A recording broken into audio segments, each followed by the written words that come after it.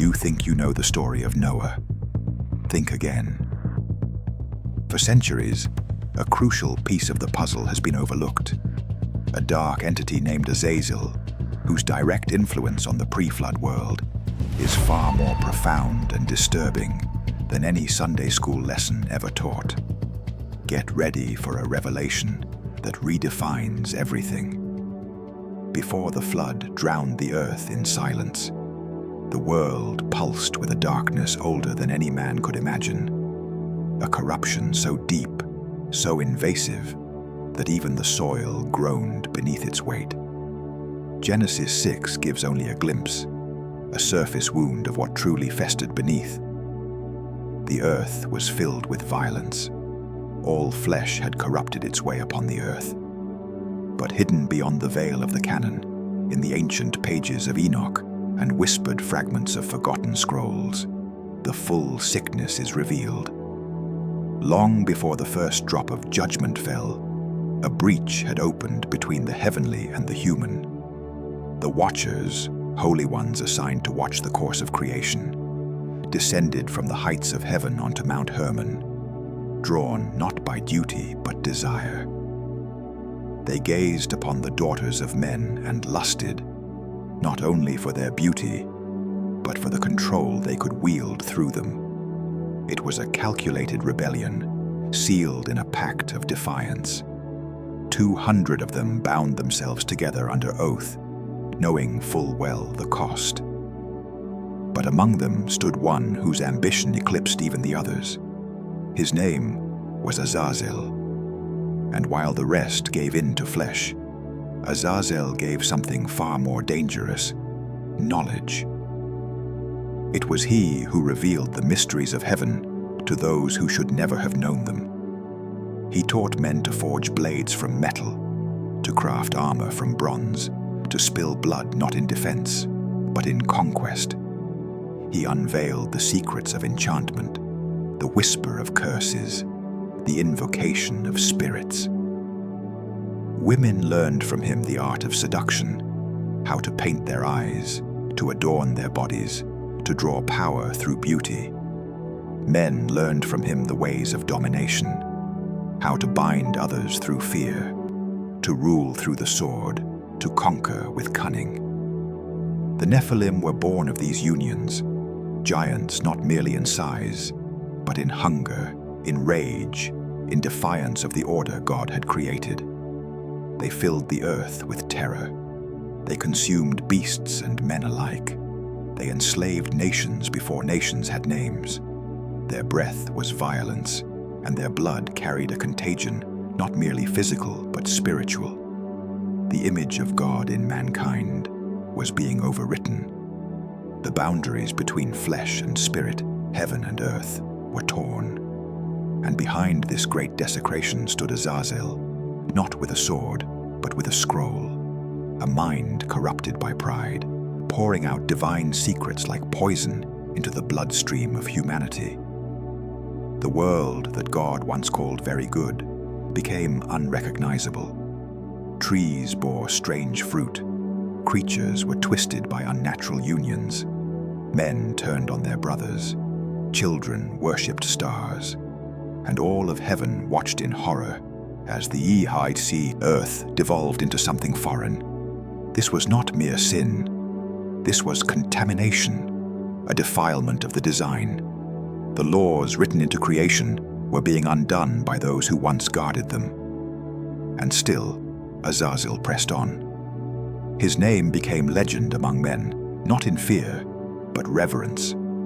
He was called a bringer of light, of knowledge, of power. Temples were raised to honor the fallen ones. Rites were performed under starlit skies, in the shadow of ancient stones.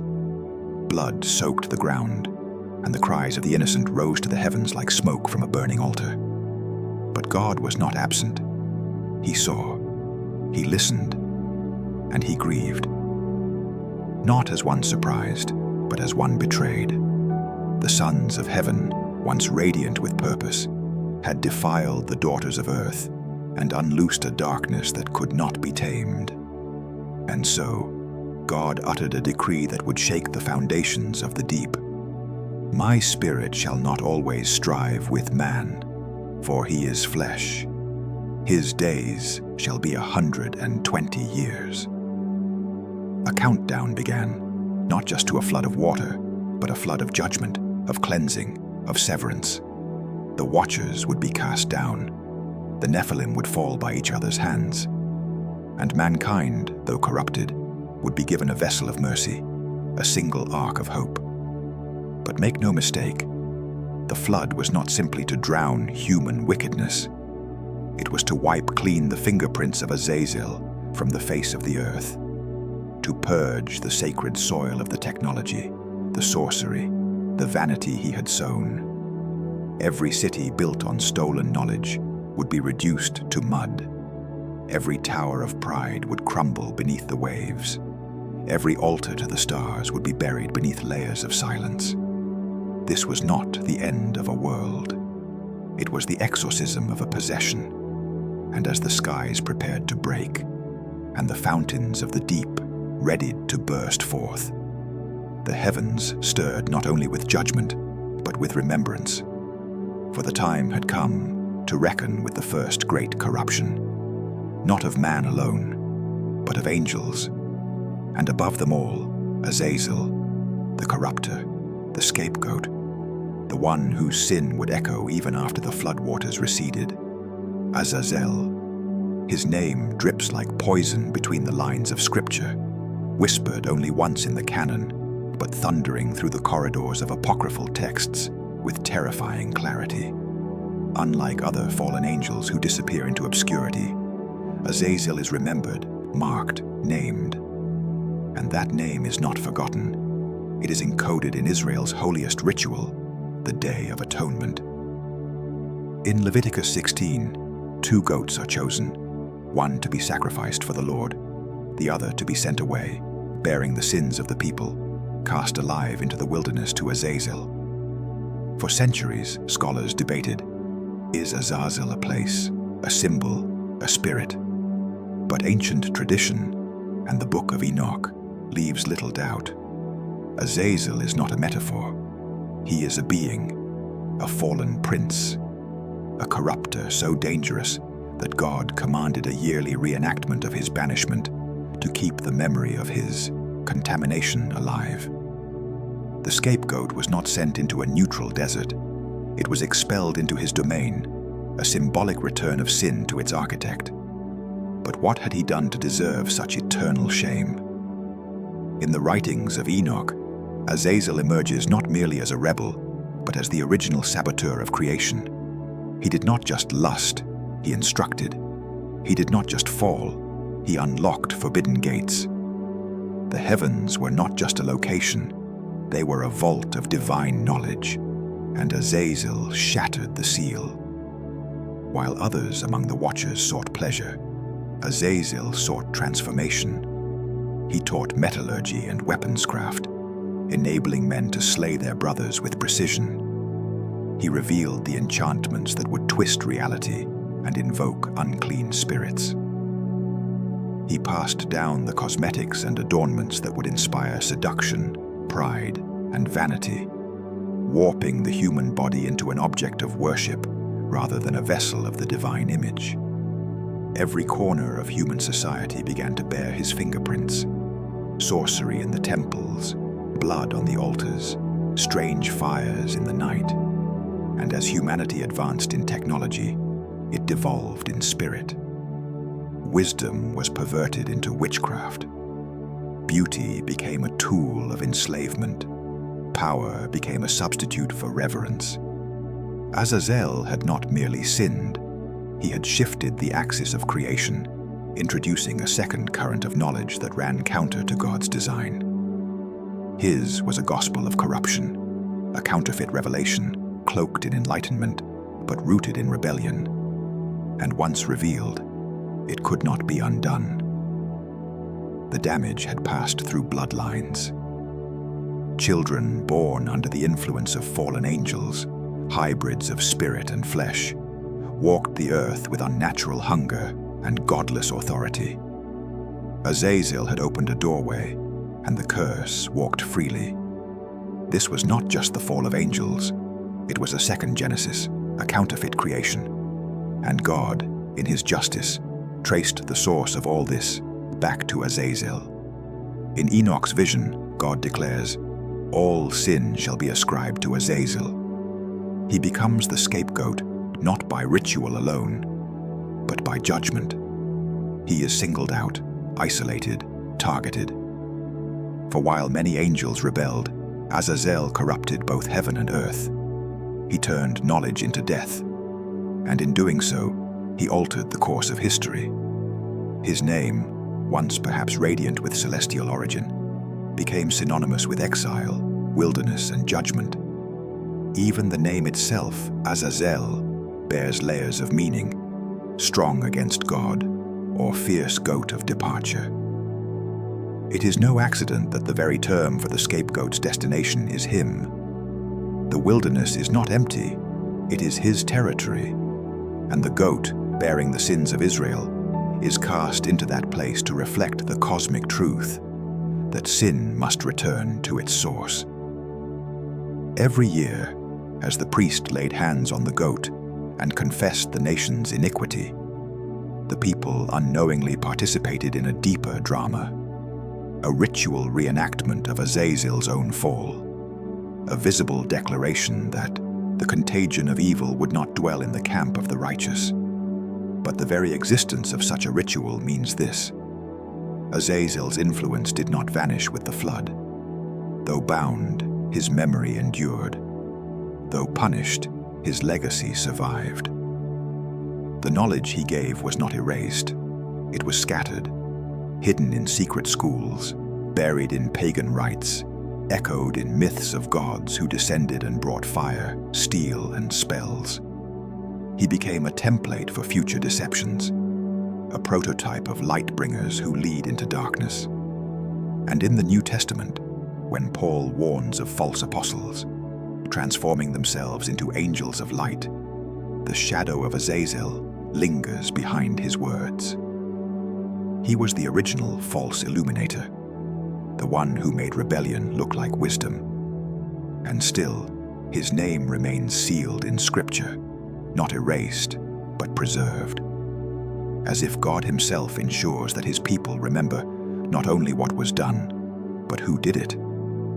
Azazel is not forgotten. He is engraved in the atonement, bound in chains beneath the desert, awaiting the day when final judgment will unearth every buried secret. He was not just a rebel. He was a portal, a corrupter of realms. And though the waters of the flood cleansed the world of his offspring, the scars of his contamination still remain in our stories, in our temptations, in the whispered allure of forbidden knowledge. His name was only spoken once in the law, but its consequences echo still. Because when a creature defiles not only himself, but the very structure of creation, his name becomes not just infamous, but eternal.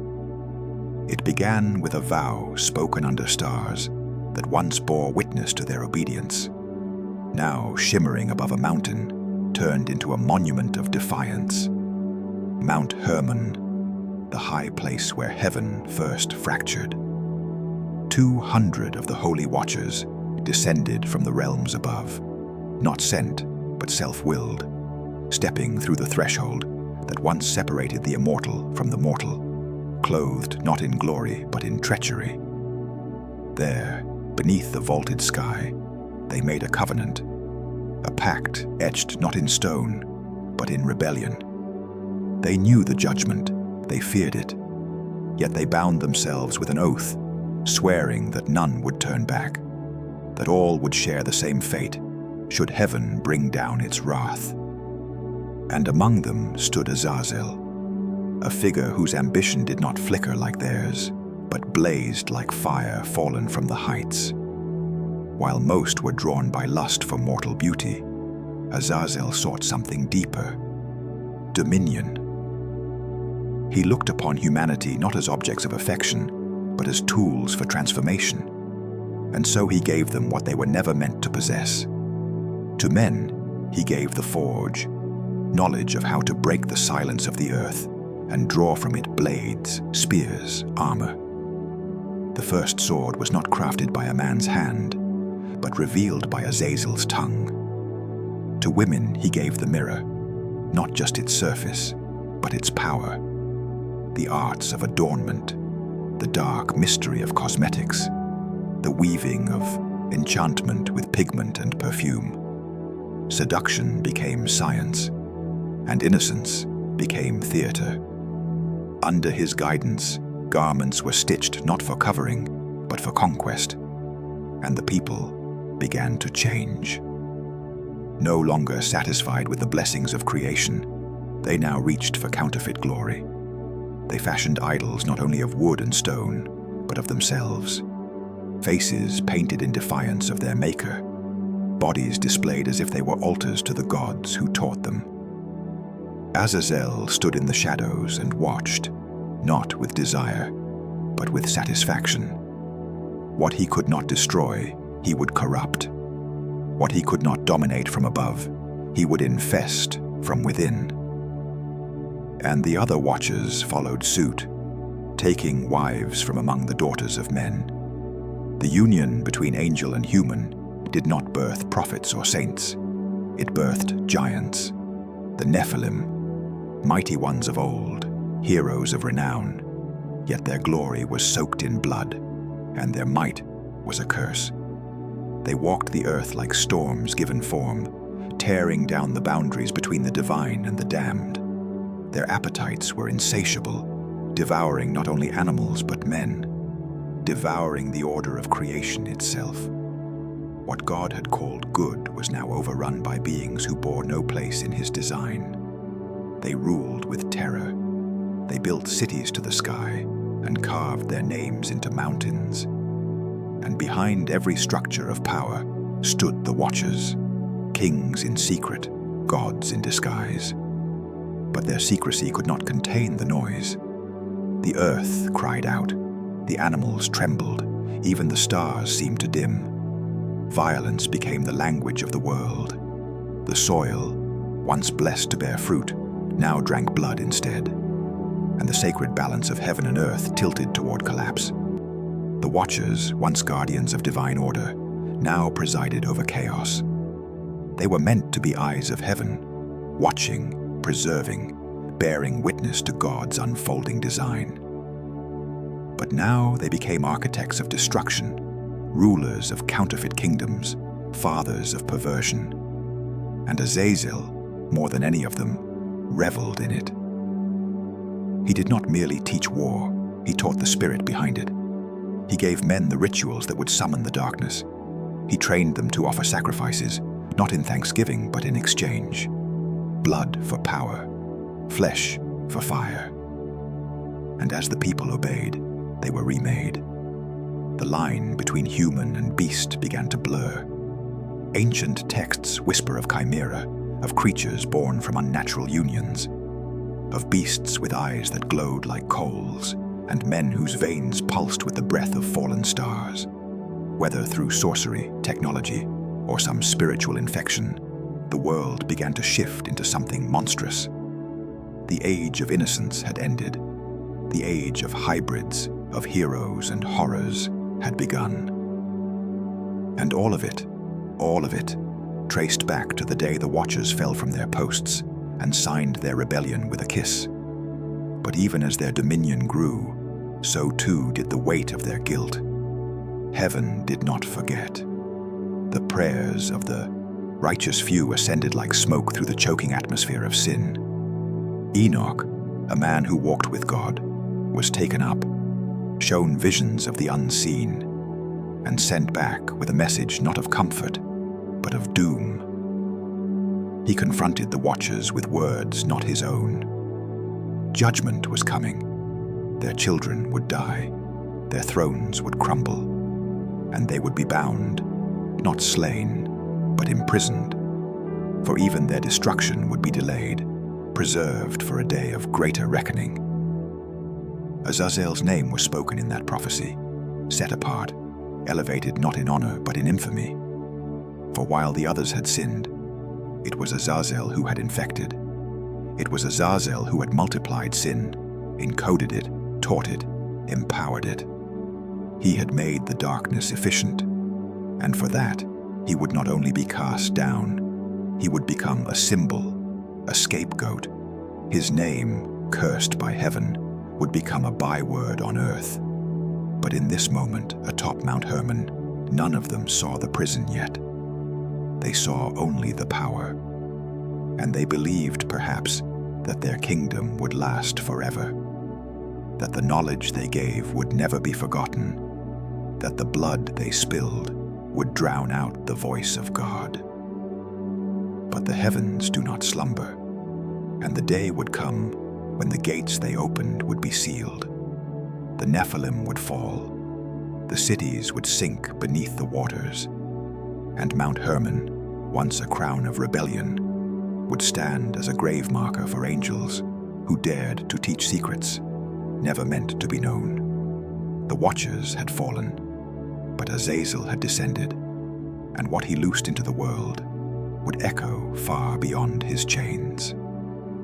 Enoch, the seventh from Adam, a man who walked with God when the world walked toward ruin, became the first to peer into the judgment halls of heaven and return to warn the earth of its sentence.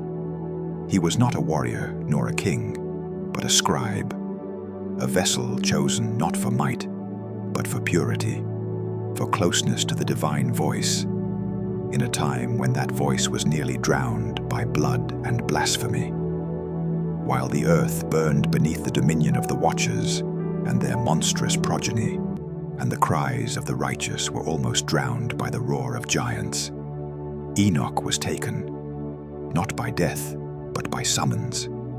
Carried into the realms beyond the firmament, he stood where few mortals had ever stood, before the glory of the Ancient of Days. And there he was shown what no man had seen since Eden, the decrees of heaven, written not on scrolls, but on the structure of creation itself. Enoch beheld the weight of the Watchers' crimes, how their descent had warped the balance of the world, how their secrets had planted thrones in the dust, how their children had devoured not only flesh, but the memory of holiness from among men. And then he was given a message, not to the nations, not to mankind, but to the Watchers themselves. The fallen angels who once stood in the courts of heaven would now hear judgment from the lips of a man. Enoch descended with eyes like fire, not from anger, but from the echo of divine vision, and he stood before the ones who had once been called holy. The Watchers, seeing him, trembled. They begged him to intercede, to carry their petitions back into heaven, to plead for mercy. But Enoch had not come to negotiate. He had come to declare. With every word, the sentence fell like thunder. Their children, the Nephilim, would be slain, not by men, but by each other. The giants would turn on one another, consumed by their own violence, until the earth itself rejected them. Their spirits, once clothed in flesh, would become the wandering demons of the earth, disembodied and restless, sowing chaos until the final judgment.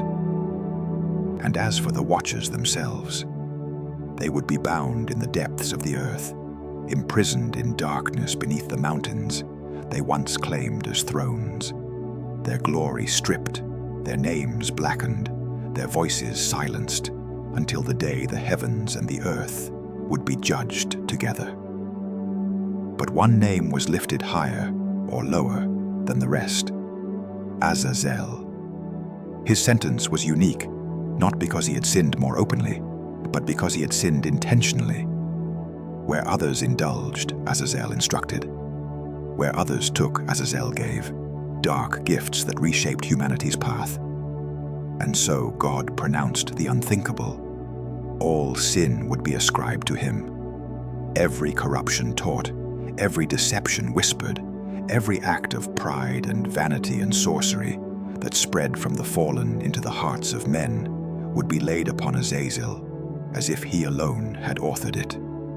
The scapegoat of heaven, a creature not just judged, but made into judgment. His fate would be to carry the weight of the Watchers' crimes, to be the symbolic vessel into which their rebellion was poured, and then to be cast away. "Bind Azazel hand and foot," God commanded, "and cast him into the darkness. Cover his face with jagged stones, and let him see no light. Let him remain there until the great day of judgment." And so it was done.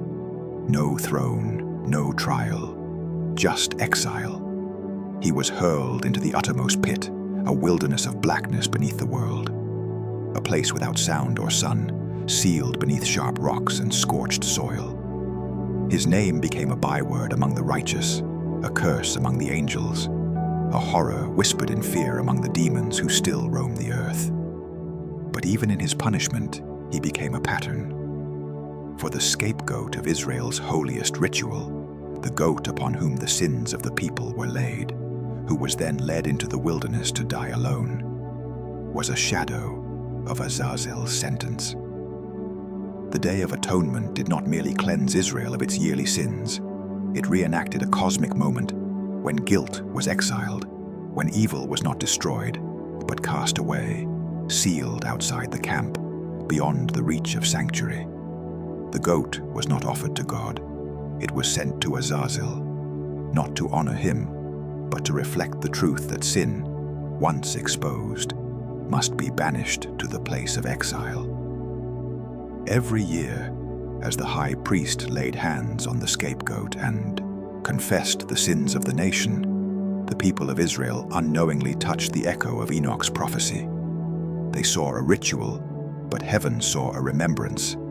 They saw a goat, but heaven saw a shadow of the fallen one.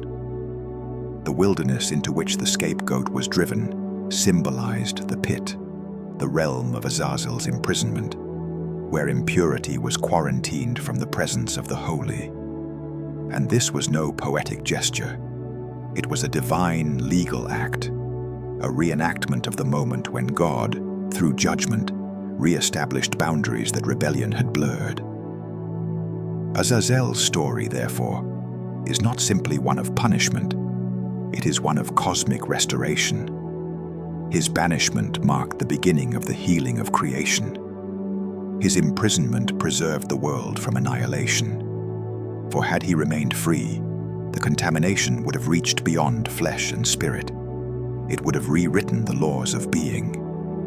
And yet, his influence lingered.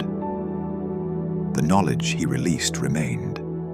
The patterns of war, of sorcery, of seductive pride still whisper through the ages.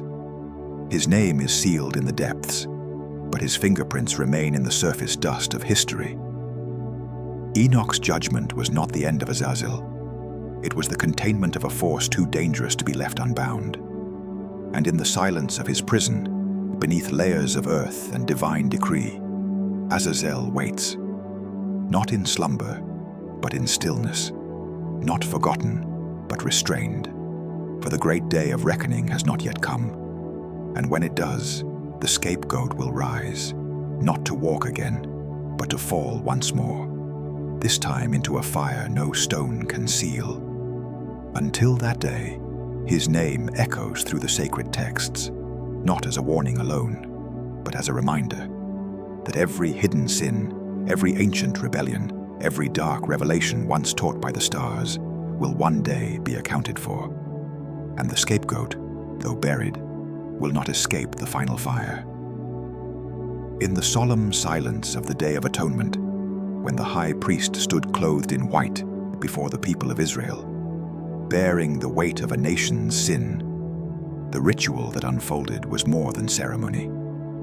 It was a reenactment of cosmic judgment, an echo of a sentence passed long before Sinai, long before Moses, long before the law itself had been etched in stone.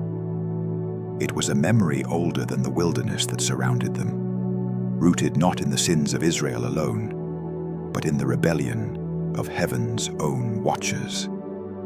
In Leviticus 16, God commands that 2 goats be selected, identical in appearance, without blemish, representing one truth with 2 fates. 1 goat would be sacrificed, its blood sprinkled within the veil, a cleansing offering to the Lord. But the 2nd goat, the one not killed, would become the scapegoat. Upon its head, the high priest would press his hands and confess over it every iniquity, transgression, and sin of the people. Then, in a sacred act of expulsion, the goat was led away, into the wilderness, to Azazel, not to die in the camp, not to remain among the holy, but to be cast out into the desolate unknown. And in that moment, a shadow flickered across the camp, for this was not a symbolic gesture. It was a ritual replay of an older judgment. The wilderness was not empty.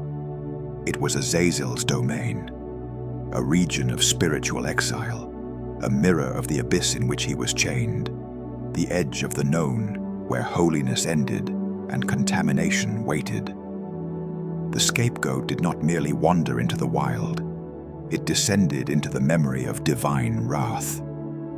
For Azazel, long buried beneath jagged stone and sealed in darkness, was not forgotten. His influence had not vanished.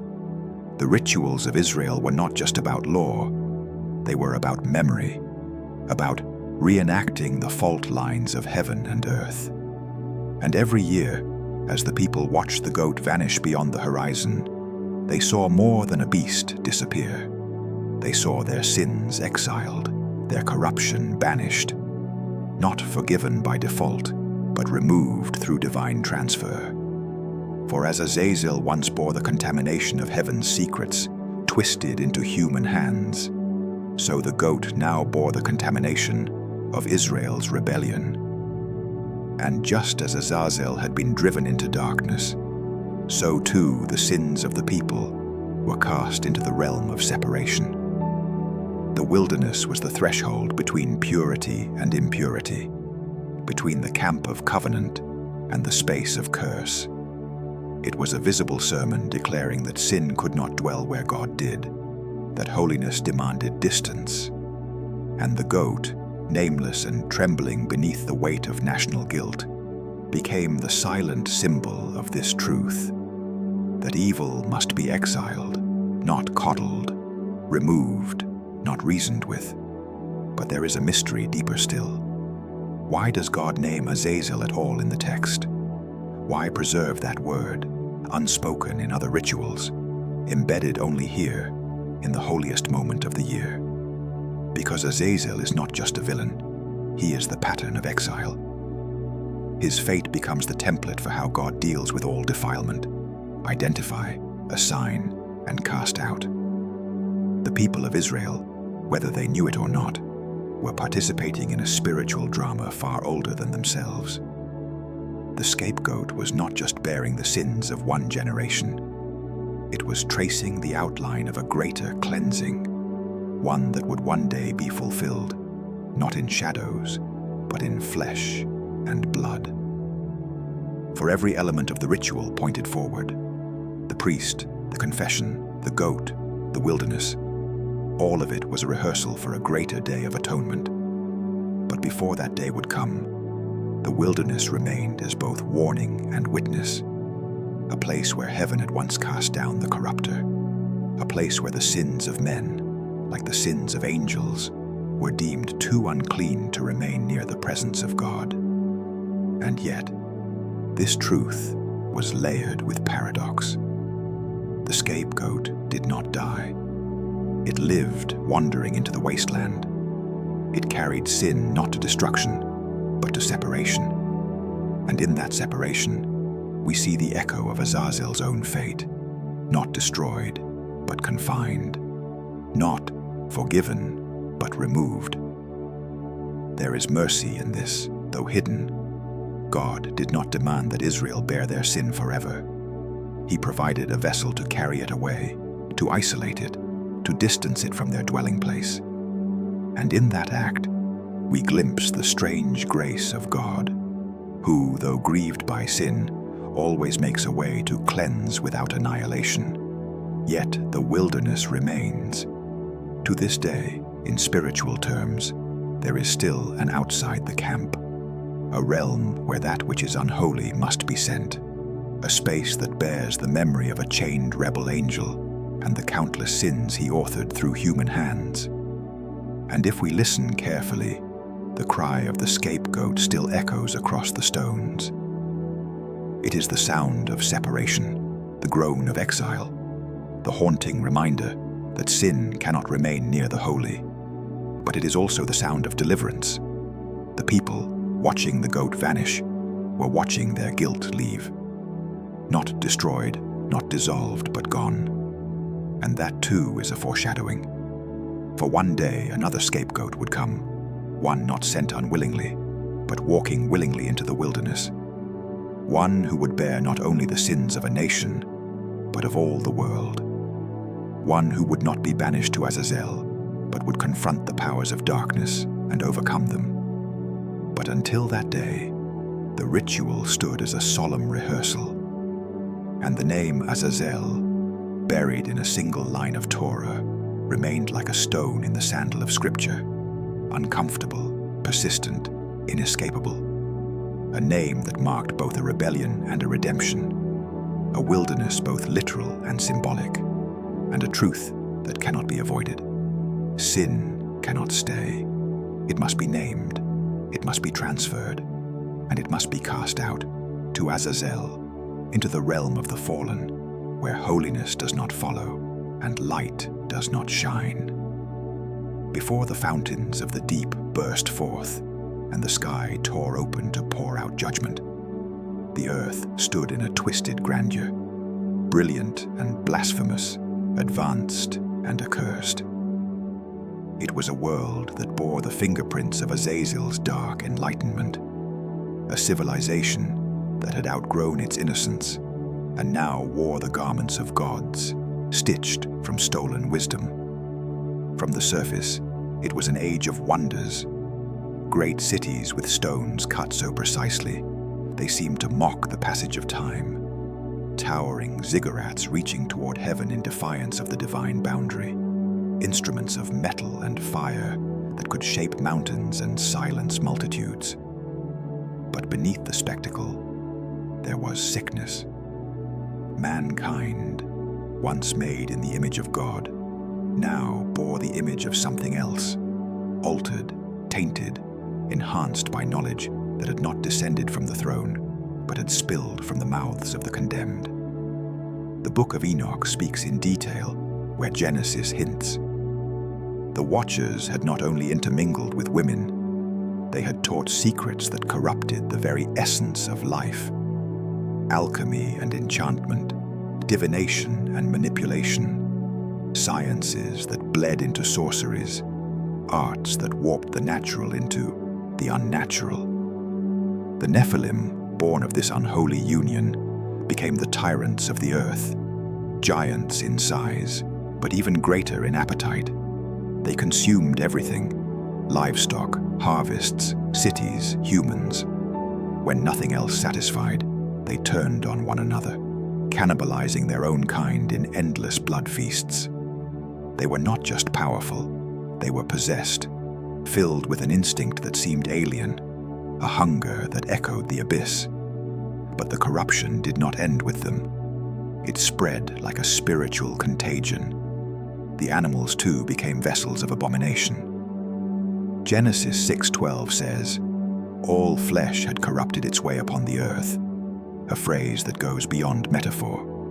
The DNA of creation was unraveling. Beasts bred with other kinds. Shapes emerged that bore no resemblance to what God had made. Creatures with human eyes and animal forms. Birds that spoke in riddles. Serpents with unnatural limbs.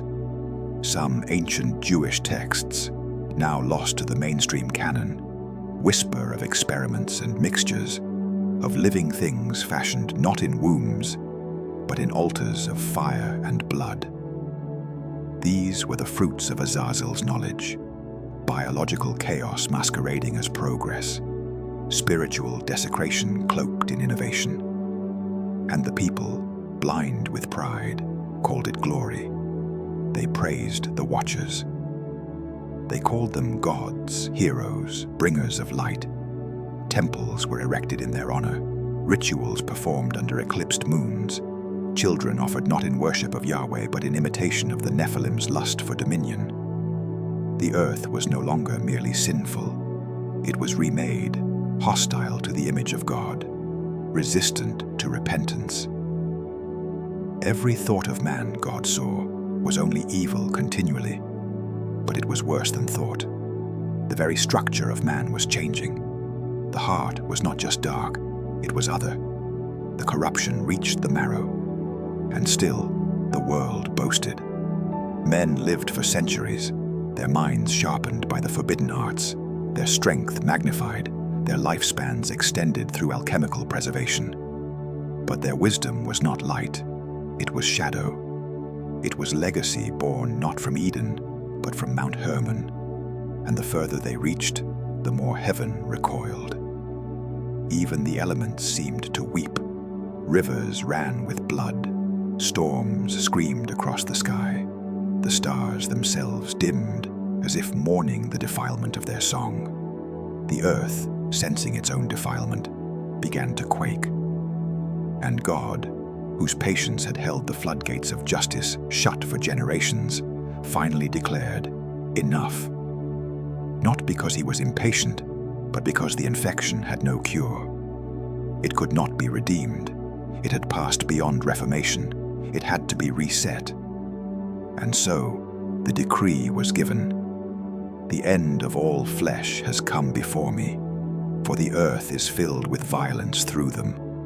Behold, I will destroy them with the earth. This was not wrath alone. It was surgery, a scalpel of water to excise the cancer of corruption, a washing not just of dirt, but of DNA. The flood would not only erase, it would purify. But not all would be lost. In the midst of the madness, one man remained, Noah, blameless not because he was perfect, but because he was uncontaminated. The scripture says he was perfect in his generations, a phrase some scholars interpret to mean that his lineage remained untouched by the seed of the watchers. His blood was still of Adam. His faith was still toward God. And through him, a new world would be born. But before that world could rise, the old one had to drown. The towers would fall. The Nephilim would perish. The altars of sorcery would be buried beneath layers of mud and silence. The hybrid beasts would sink into extinction. And Azazel'S legacy, though not destroyed, would be sealed away. The ark would ride upon the chaos. But for now, before the waters rose, the world stood defiant, exalted in its own brilliance, blind to its doom.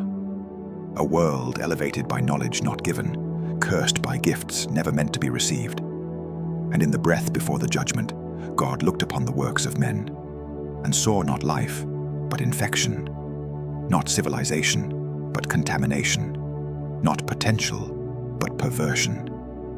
And so he opened the heavens, and he broke the earth, and the waters that had once rested above and below creation surged forward, not to punish, but to reset, not to destroy, but to rescue what little remained untainted. For the world Azazel had helped create could not be saved. It had to be ended, and so it was. And then it came, the deluge not only of rain, but of reckoning. The heavens split open, as if they had long held their breath in sorrow, and now exhaled judgment. The fountains of the deep burst forth, not as mere waters from the earth, but as the groan of a creation releasing its buried anguish. Mountains trembled, valleys vanished, and cities were swept away like whispers. But as the world of men was drowned in waves, a far more ancient justice unfolded in the invisible realms. For the flood was not just to purge flesh, it was to imprison spirits. It was a spiritual lockdown. The Watchers, once radiant beings who stood in the courts of heaven, now crouched in dread as their sentence came to pass. No longer gods among men, they were stripped of their glory and cast down, not into death, but into containment. They were bound by chains not of iron, but of eternal decree, locked within an abyss beneath the earth called the Valley of Judgment.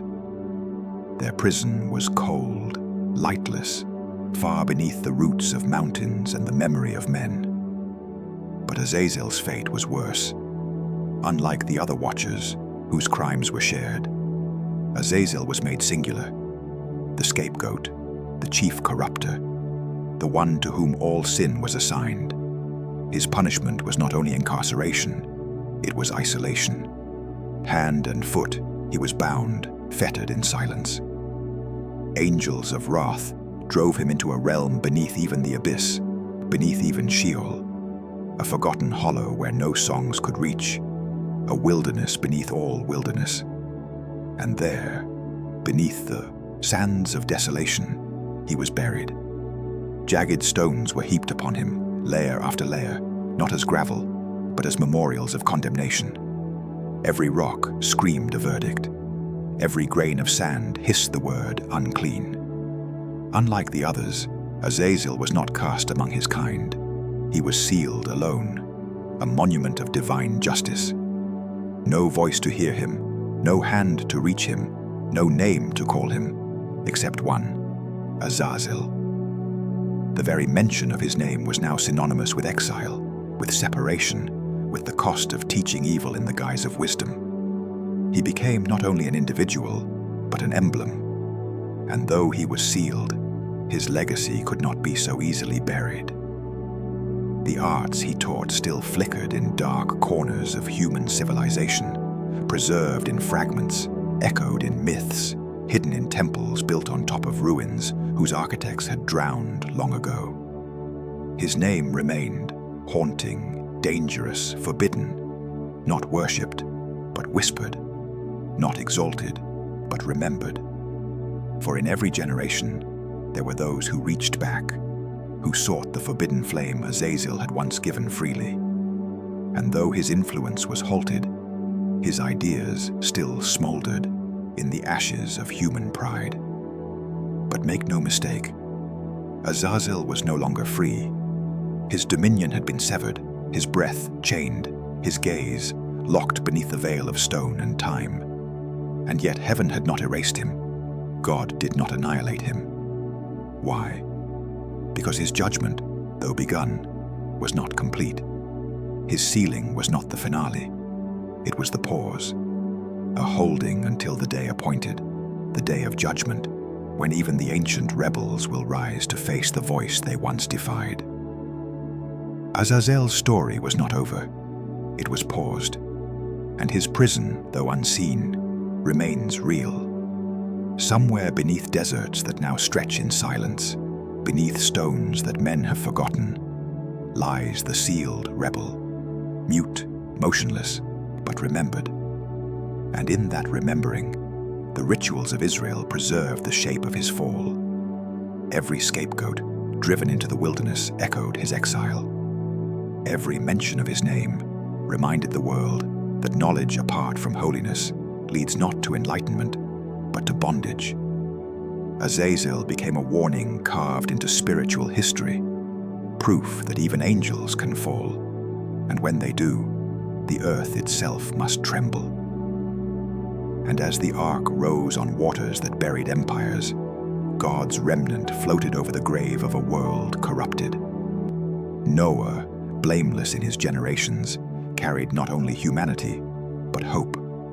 Yet beneath the waves, beneath the flood-torn ruins of forgotten cities and the bones of giants, a deeper silence settled. A divine silence that covered not just corpses, but the bound watchers. And beneath even them, beneath all of it, lay Azazel, bound, forgotten by men, but not by God. His chains were not broken, his stones remained, but his day would come again. Before we continue, If this content has blessed your life, like, comment, and share. Subscribe to the channel, and if you would like to bless the channel, click the Super Thanks button and leave an offering of any amount or become a member. That way, we can continue investing in research and improvements to bless your life even more. Now, let us return to the mystery that has echoed since eternity. As it was in the days of Noah, so shall it be at the coming of the Son of Man. When Jesus spoke those words, he was not offering a poetic reflection or a mere metaphor. He was issuing a prophetic warning, a signal to every generation that the ancient corruption would one day return. And now, across the modern world, the signs flicker like dying stars awakening again, unmistakable to those who remember the stories buried beneath dust and doctrine. What marked the days of Noah? Not merely sin, but a specific sin, a spiritual invasion, an entanglement between realms, a hybridization of flesh and spirit, of knowledge and rebellion, of divine secrets offered to unworthy hands. And today, we stand once more at the threshold of forbidden knowledge. The world calls it progress, innovation, artificial intelligence, genetic manipulation, quantum computing, hybrid embryos, sentient machines. We reach again for the fruit once guarded by cherubim, not with reverence, but with pride. And just like before, knowledge is being weaponized. Not the wisdom that begins with the fear of the Lord, but the dark enlightenment that begins with the denial of Him. Men now create life in laboratories, edit the code of humanity, merge man and machine, chase immortality without resurrection. And behind this thirst is the same ancient whisper, the promise of elevation without obedience, of power without submission. The spirit of the Watchers has returned. And more than that, the name of Azazel stirs again, not openly, not on banners, but subtly, like a virus hiding in the code of culture. His arts are reborn in new robes. Occultism, once scorned, is now entertainment. Astrology, tarot, channeling, and spellcraft spread through the digital wilderness with casual boldness. Sorcery no longer requires blood sacrifices. It streams in pixels and algorithms, packaged in trends and influencers. The same spirits that taught enchantments in the time of Enoch now whisper through the screens of the curious and the prideful. And the boundary between clean and unclean, once marked with fire, is now blurred beneath the banner of tolerance and self-expression. But it does not end there. Even the old alliances are reawakening. The mythologies of gods descending to mate with mortals, once considered primitive tales, are now reimagined as transdimensional encounters, alien visitations, otherworldly ascended masters. The Nephilim, once buried under the flood, rise again in fascination. Hollywood resurrects their image. Games glorify their power. Stories prepare hearts to welcome hybrids. And mankind, as before, opens the door to the unknown, not in fear, but in craving. But Jesus did not say the return would resemble Noah's days. He said it would be like them, meaning the darkness would not only return in spirit, but in structure. And it is. The tower is being built again, this time with data and digital bricks, with the ambition to unify language, information, and control. The rebellion is not coming with horns and flames, but with contracts and code. And in the depths, the whisper remains. Azazel. His body is still bound, his eyes blind beneath the stones of judgment, but his influence was never truly buried. The knowledge he gave was scattered like seeds, and in every era some dared to water it. Today, those seeds bear fruit again. And though his name may not yet be shouted from the rooftops, it is encoded in the resurgence of the very same sins, unnatural unions, corrupted wisdom, exaltation of self, rejection of the Creator. His story is not over because his echo is in the foundation of this age. The world is preparing itself for another flood, not of water, but of fire. And yet, just as before, a remnant remains. Those who walk with God, not in perfection, but in obedience. Those who discern the hour, who see beneath the veil of modern language to the ancient shadow behind it. They do not run to the high towers. They build arcs of faith. They preach righteousness in a world that laughs at purity. They know that when the Son of Man returns, it will not be with warning, but with separation. And the days of Noah, though ancient, were never truly past. They are prophetic, cyclical, eternal in their warning. What began on Mount Hermon has not yet been completed. The chains still hold, but the darkness gathers, and the voice of Jesus still rings through time. Watch, prepare, do not be deceived, because the days of Noah are not behind us, they are ahead, and the one who once corrupted the world still waits in silence. Azazel is not gone, his hour is not over, and the question remains, will we see the flood for what it truly is, or will we stand in awe of the cities built on cursed knowledge until the sky breaks again? The wilderness waits, silent, sun-scorched, forgotten by cities and calendars, but not by heaven. For though men have paved over the ancient sands and built monuments on the bones of giants, the place of exile remains. It is the boundary beyond holiness, the threshold where the scapegoat vanished bearing the sins of a nation, and where Azazel was once entombed beneath jagged stones. But Revelation speaks of a moment when silence shatters, when a star falls, not a meteor, but a messenger, a being cast down from heaven, not by gravity, but by judgment. He holds in his hand a key, ancient and terrible, forged not in metal, but in authority. And with it, he unlocks the abyss, the prison sealed since the days of Enoch, the vault where the watchers were chained, the tomb where Azazel lies in darkness. And when the door opens, the world changes. Smoke rises, not from firewood, but from torment. And from the smoke comes a swarm, beings without parallel, without pity, shaped not by nature, but by judgment. Locusts with the faces of men, the sting of scorpions, and the cruelty of those who were never meant to see the light again. They do not eat grass. They do not touch the trees.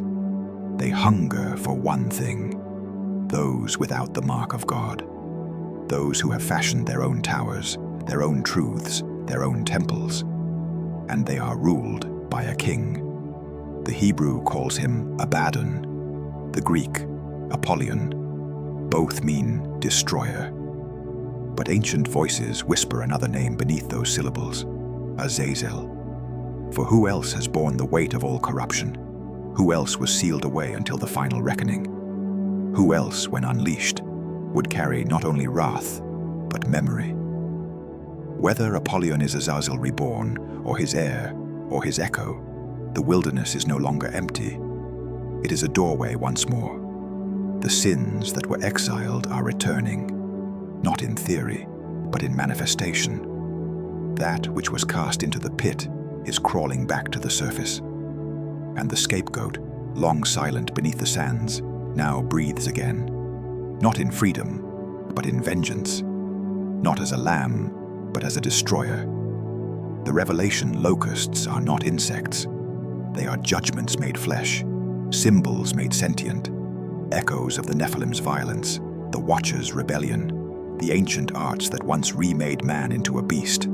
Their torment is permissioned, their time is appointed.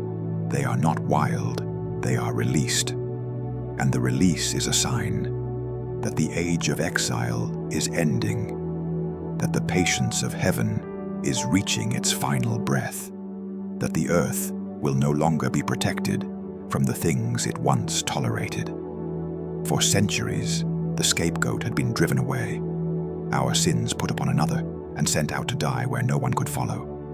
But now the desert stirs, the stones shift, the exile returns, and the sins return with him. The boundaries are breaking, the abyss is opening, and men will be forced to choose, bear the mark of God, or face the swarm of the fallen.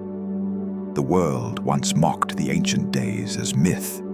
They scoffed at giants, laughed at angelic rebellion, turned the story of Azazel into poetry. But when the pit opens, there will be no laughter, only memory, recognition, fear.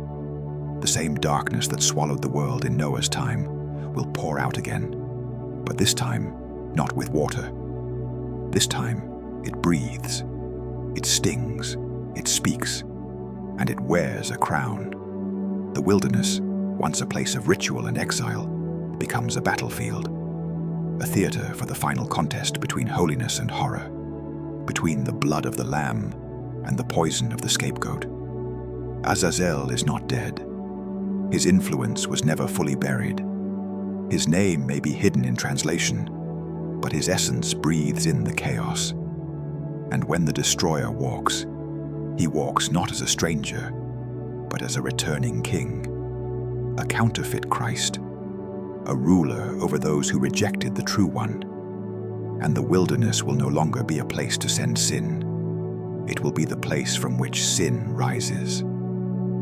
The shadow over the wilderness is not just the past returning. It is the veil lifting, the truth revealing itself, the old sins breathing new air.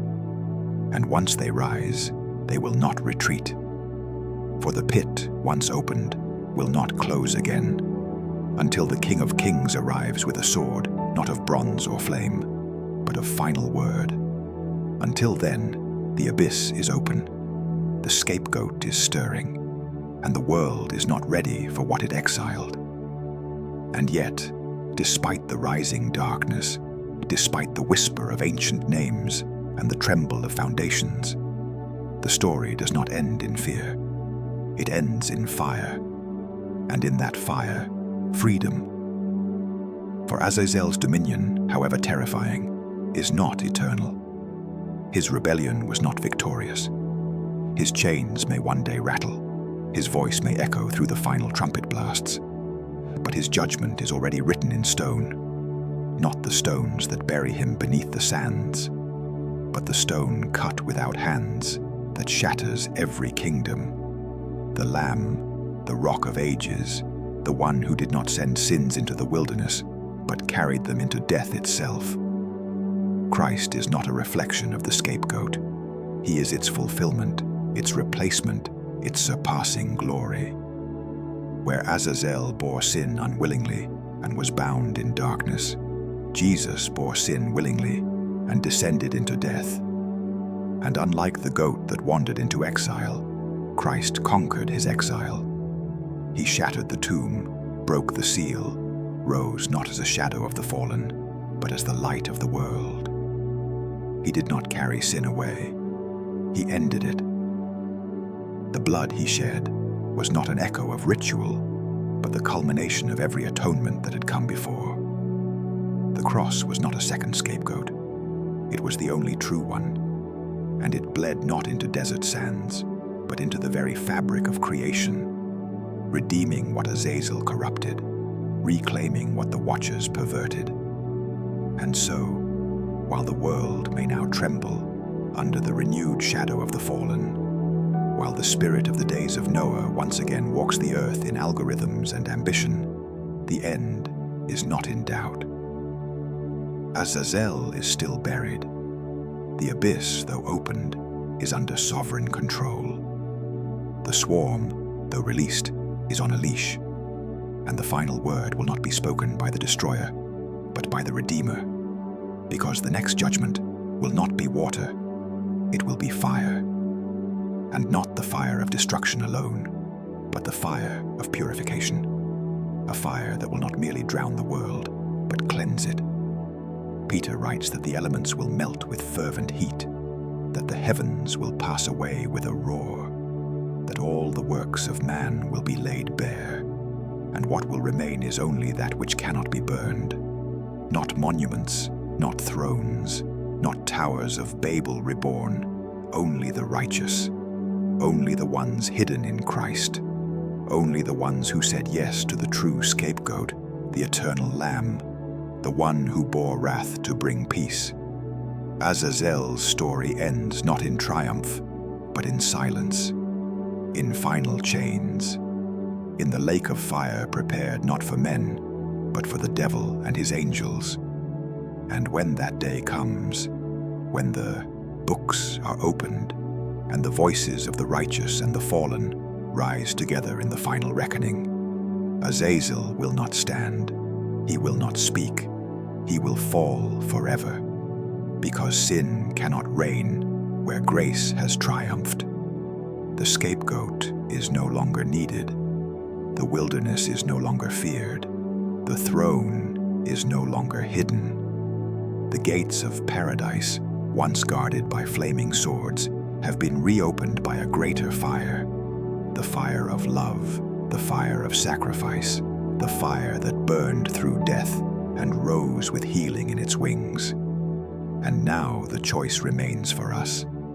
We can follow the whispers of the forbidden, the pride of the watchers, the shadow of the fallen, or we can follow the voice of the one who calls us out of darkness into marvelous light. The final fire is coming. The abyss will be sealed. The destroyer will be destroyed. And the kingdom of the Lamb will have no end. Azazel'S chapter is closed, but yours is still being written. Choose the fire that cleanses, not the one that consumes, because the one who bore our sin does not lead us into exile, but into glory.